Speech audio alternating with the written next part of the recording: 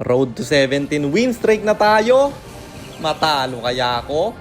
Teka, baka kilala mo lang ako at lagi kang nanonood pero hindi ka pala nakapollow sa page. I-follow mo na yan. Isa lang. So ayon, nandito na tayo sa pang 700 at 4 na araw ng isang game kada araw. Digmaan na!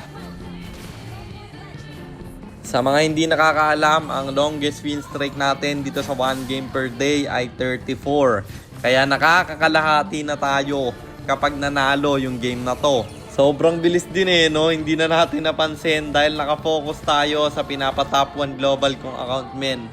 Nga pala guys, magla-live ulit ako mamayang 10 PM at yung account na ipapa-top 1 global ang gagamitin ko. Hindi ako makakapag-grind hanggang umaga. Siguro 2 hours live lang guys. Pero manood pa rin kayo dahil sure ako, puro top global na naman kalaban namin doon. Sa mga nag-aabang rin pala ng highlights na nagagawa natin sa bawat live, ina-upload ko yon tuwing hapon kung anong oras ako magising.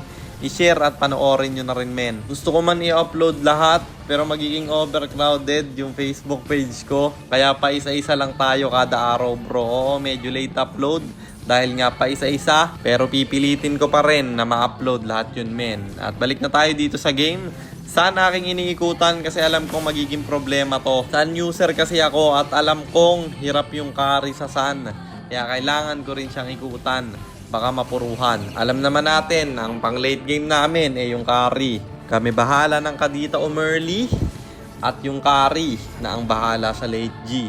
Dito sa top lane, sana naman, sana aking puntirya pero dumaan yung mid laner nila. Agad siyang nabigyan, sabay diretso sa gitna. Bagsak yung Leo Mord at Veil na naman ang babagsak. Walang dedepensi sa Tori nila kaya libre ko itong makukuha. After ko mag-farm agad ko siyang binalikan. At akala ko nga dito mabubuhay pa siya kasi tingnan nyo naman.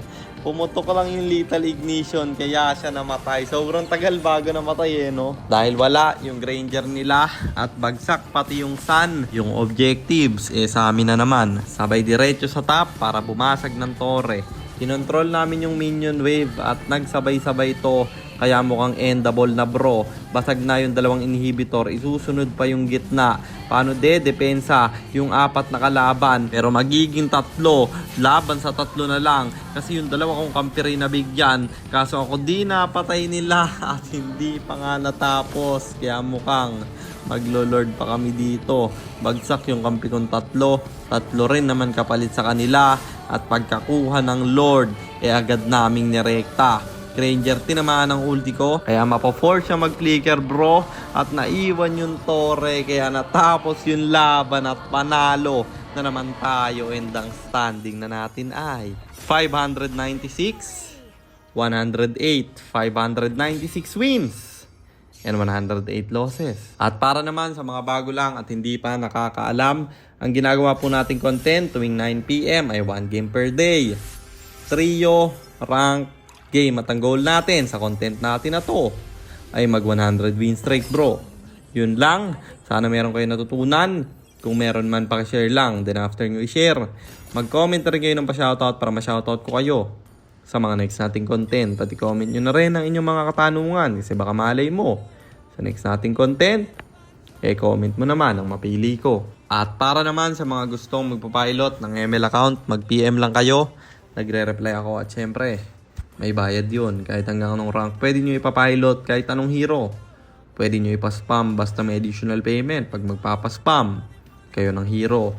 At yun lang guys, sana nag-enjoy kayo sa content natin na to. At shoutout sa iyo, Gatchalian Francis, kay Invoker Place, kay Gadis Jade Pakibot, at kay Troy Amita. Maraming salamat sa inyong suporta.